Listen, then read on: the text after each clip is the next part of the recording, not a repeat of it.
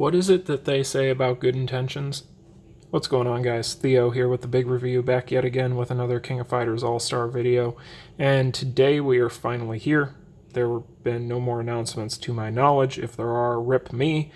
But today we will be finishing the Reviving Hell Dungeon Guide. This is part 3, the conclusion to the epically long trilogy of videos on this topic. So this has been meant for beginner and intermediate players, or players that maybe are even more advanced but have not jumped into the Reviving Hell Dungeon for whatever reason. I have a hard time believing there's a lot of people that are more advanced that haven't done that. It's very necessary if you want to clear half the content in the game now. But as far as this installment, we're going to be going into the different FES options you will need for type and color specific bosses after you reach tier 40. So, for instance, purple attack and green defense, so on and so forth, making some picks for the FES pools, which are shallow admittedly, but we'll go into just a brief overview of them. We're not going to get into details. This isn't meant to be reviewing a bunch of different characters. I did want to show you this spreadsheet for those of you who have not seen it. There will be a link in the description, but it basically will go ahead and give you a summary of all of the things that you not only earn from the different tiers, but as well as the different things you will need in order to get through those tiers, such as the type-specific characters that we'll be discussing today.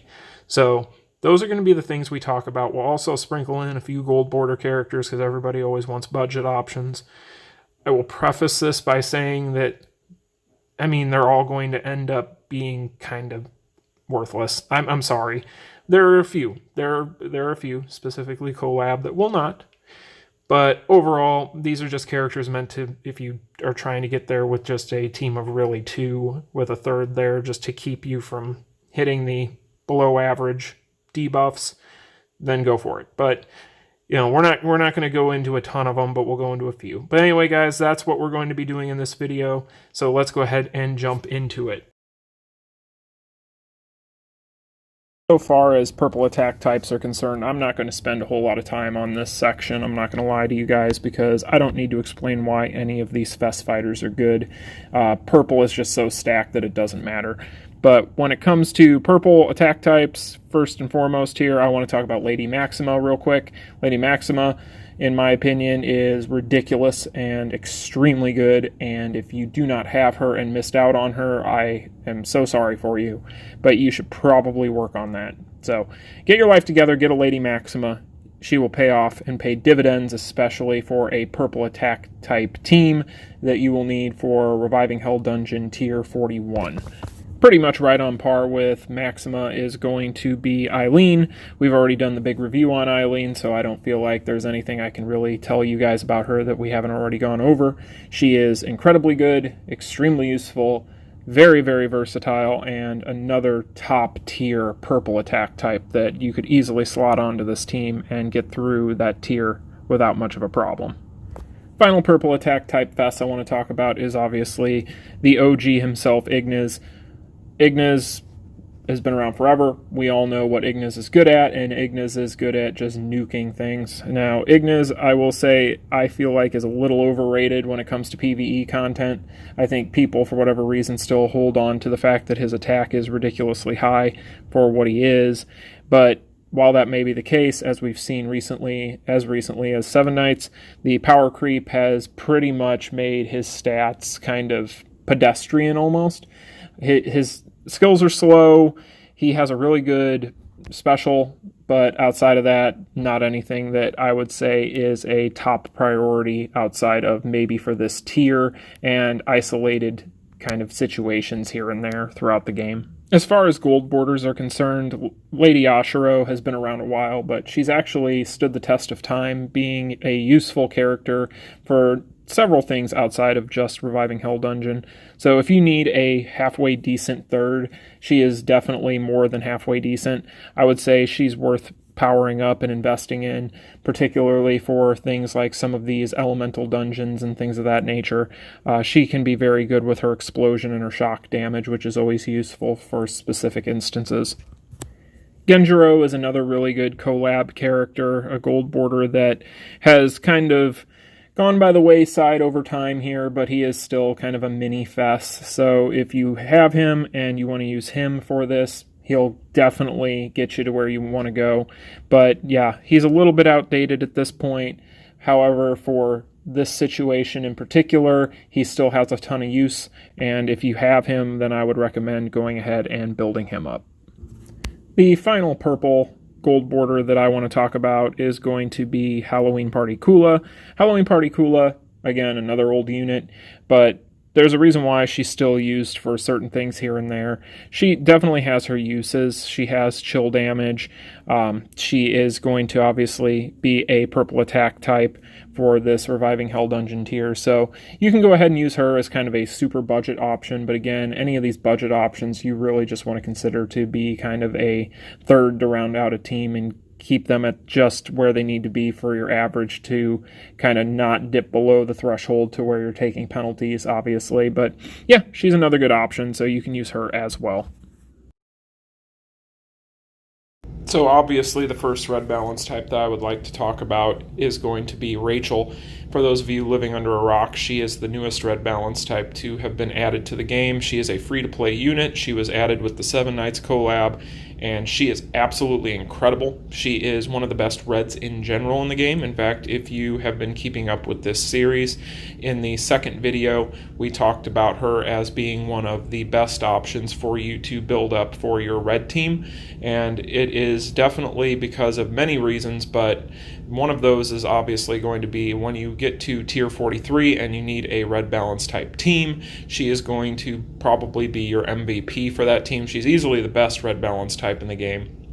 She's definitely a toss-up for the best red in the game for PvE, and yeah, she is just one of the better units in the game. So if you do not have Rachel, then you probably don't play the game. So this is definitely one that you'll want to build up, since everyone should have her. So go ahead, make sure you do that. I'm definitely planning on making that happen myself, so stay tuned. But yeah, definitely Rachel is going to be one of the best possible options as it pertains to red balance types. Make sure you build her up. Hio is going to be a great character for RHD. It's kind of where he shines. It's kind of the place where a lot of people use him.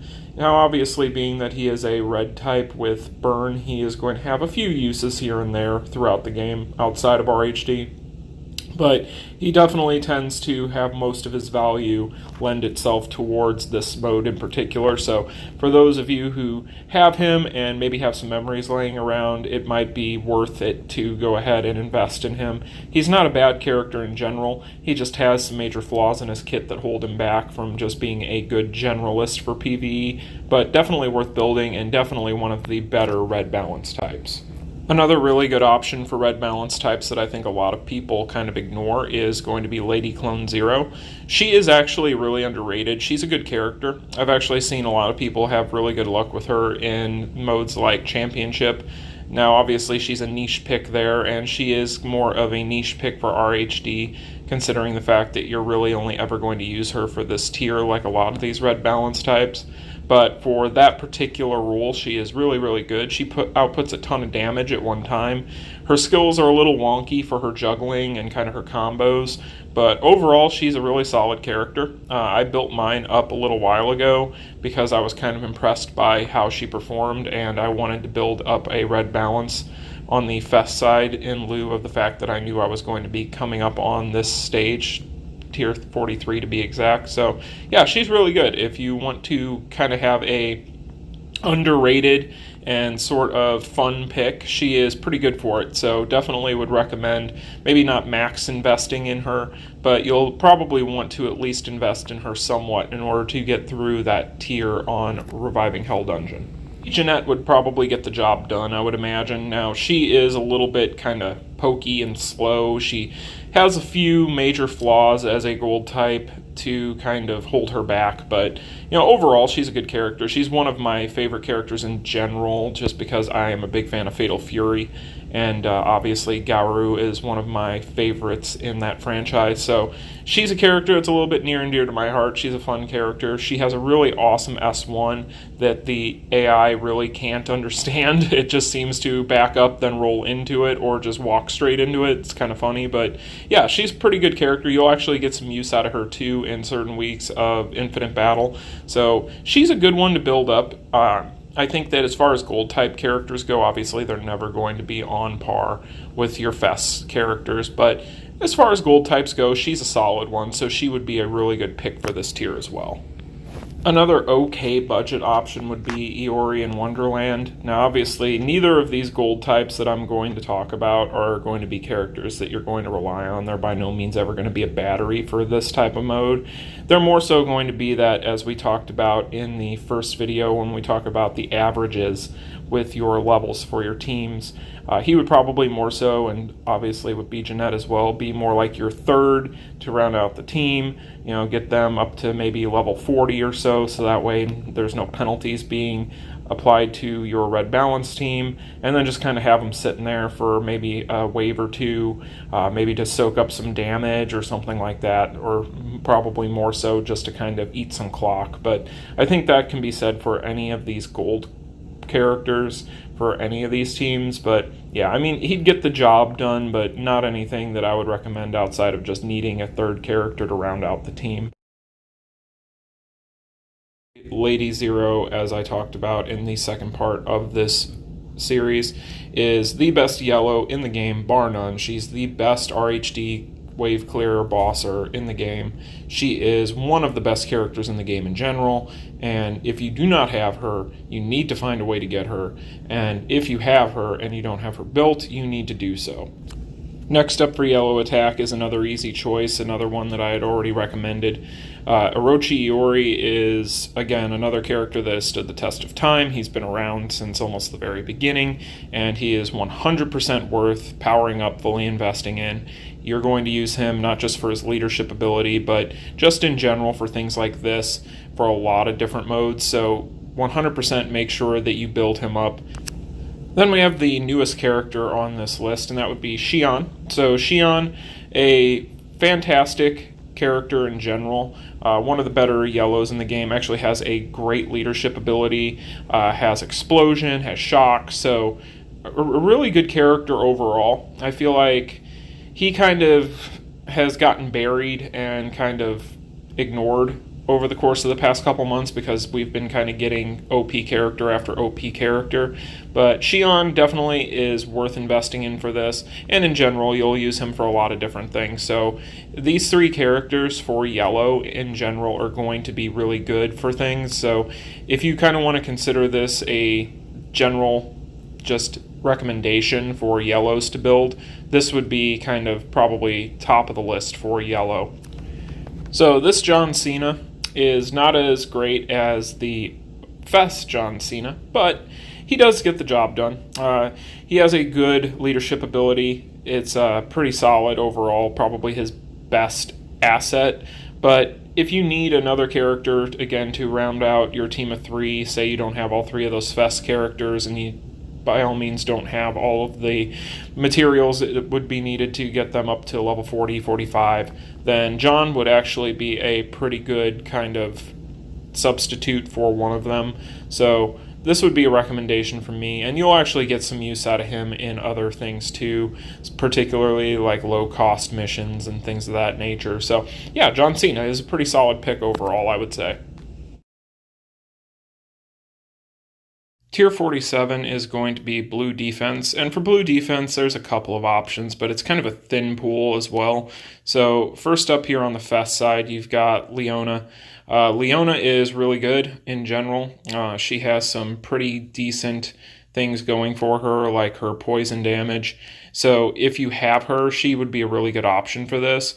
Being that it is a very thin pool, she's almost necessary, I would say. Even when you're talking about just the FES pool for this, it tends to be weaker PvE characters in general, as you'll see. So I would say she's probably the top pick for this. But yeah, it's tough with this one because this one doesn't have a lot of really good options. But Leona definitely is one of the few good ones it does have. So if you got her or if you don't have her, you'll probably need to pick her up for this. But yeah, Leona definitely worth investing in and almost necessary for this.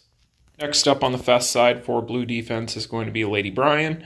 Brianna is pretty decent. She has some followers for PvP, but in PvE, which is what is important for this topic, she'll get the job done. She isn't anything super special. But again, with blue defense being a thin pool, it's almost necessary that you have her for this. So yeah, when it comes to Lady Brian, you're probably not going to be using her for much of anything else, which is unfortunate that she doesn't have more versatility, but you got to do what you got to do. So Lady Brian would probably be your runner-up behind Leona. I would definitely say Leona is well worth more investment than she would be, but if you got her and you're getting into the higher tiers of RHD, she's probably going to be one you're going to want to focus on at some point, so be warned about that. Next up for the blue defensive category, I have actually a collaboration character here. We have Jin. Hoodie Jin is very outdated and not the greatest anymore at a lot of different things, but for this he actually would probably end up being one of the better characters. So actually I would say that if you have him, that you should probably invest into him for this. I would assume because he's almost like a mini FES. You know, any of these Tekken characters really were. Obviously, for things like PvP, he isn't going to do a whole lot, but for general mobbing purposes, I've always found him to be at least passable. So I would say he's probably a good third option, but definitely maybe one that you wouldn't even consider necessarily a budget option, considering the fact that a lot of people miss Tekken. So yeah, that's Jin, though. I felt like he was worth bringing up at least. Yuri in Wonderland, also a really good option. Actually, whenever you talk about blue defense, the FES pool tends to be very thin, but then the gold border characters tend to be kind of thick. So it's interesting how that works out. But yeah, Yuri in Wonderland, another good option. Let's move on to a couple more real quick just to fill out blue defense since they don't have a ton of FES options though. This Shizuru is actually really good at a lot of different things. I intend on using her on my blue defensive team whenever I need to get there. But yeah, she's really good in general for, actually there was a top-ranked player using her in Championship and actually had gotten Saint to put her on the tier list. I forget his name, I apologize. But yeah, she'll get the job done. She's pretty decent. Yeah, I would recommend her. She has a really good leadership skill for this too with the power charge rate increase. So definitely the Midsummer Night Shizuru, I think most people should have her by now. So if you do and you have a few extra memories laying around, it would probably really be worth your investment with her. Obviously, whenever we're talking about green defense, the first character that's probably going to come to mind, or at least one of the first characters to come to mind, would be Ash. Ash has fallen out of grace for a while. He isn't anything overly great anymore, but for this tier, he's probably going to be necessary. So I would highly, highly, highly recommend getting him and building him up for this whenever you get yourself towards the upper tiers of Reviving Hell Dungeon. He has a really good leadership skill, yet again with the power charge rate increase.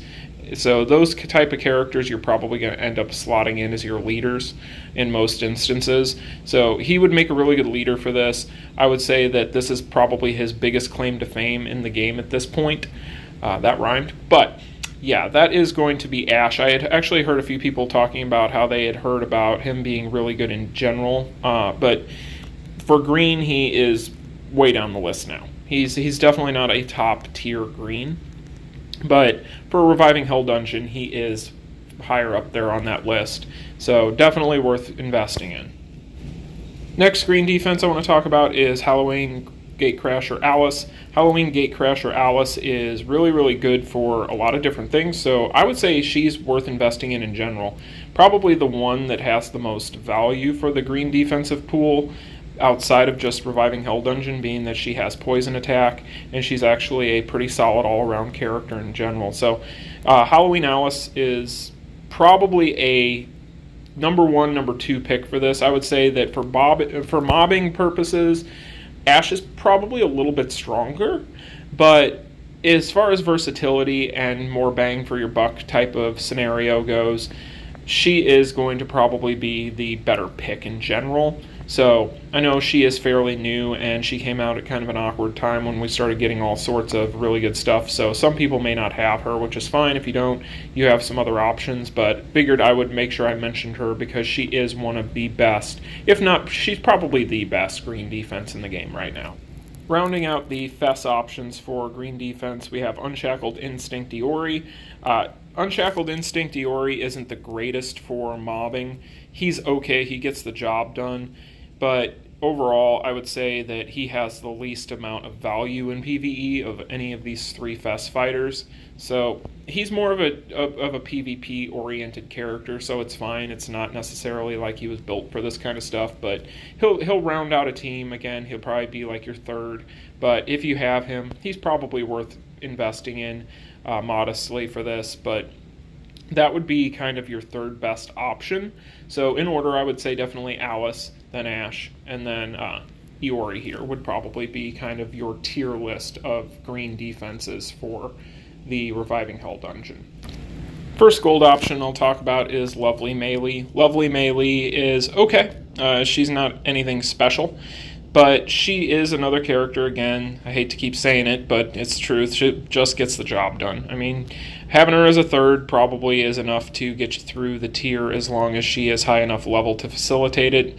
Granted, any of these gold ones, once you get to tier 49, tier 47, it's a lot of investment, but you're going to have to invest at some point, and I guess you would probably rather do it on a gold border character that is a little less resource heavy than it would be to just kind of do one of the third FES options or something like that that is going to require a lot more resources, or at least more valuable resources.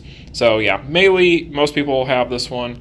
It's probably worth it to do as a third. Probably would get you to where you need to go, but yeah, not going to be a lot of great options for this tier yet again.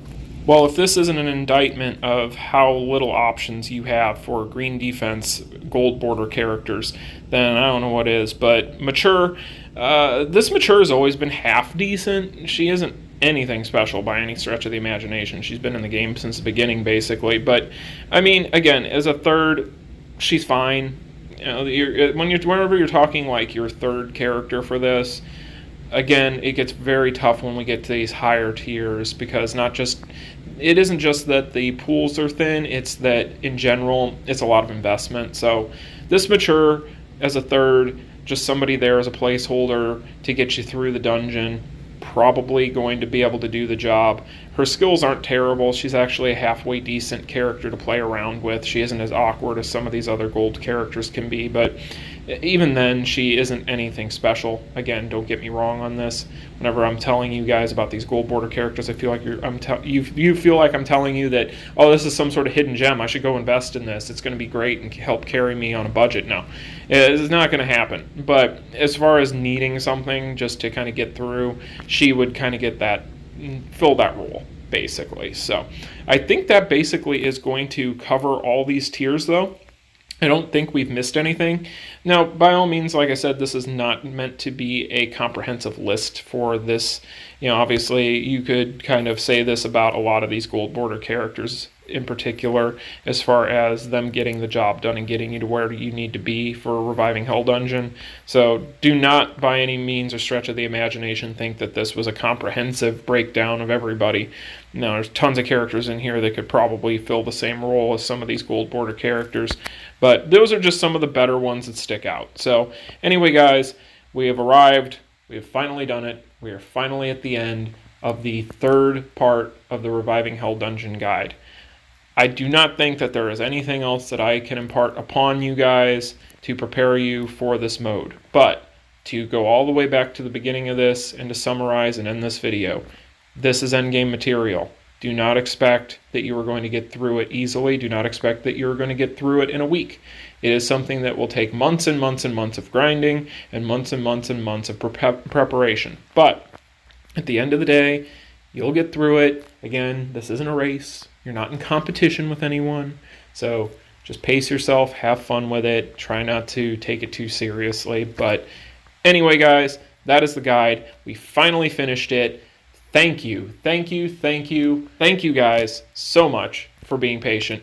Thank you for watching this. If you have not already done so, make sure you like, share, and subscribe to the channel. I will be back tomorrow with not only the big review for the week, but I will also be announcing the winner of the giveaway. So if you guys will excuse me, I have a whole lot of names that I have to sift through and organize and plug into this random name picker so that I can figure out a winner for that and start that video. So with all that being said, guys, thank you so much for watching. You all take care. Enjoy your weekends. Peace. Continue.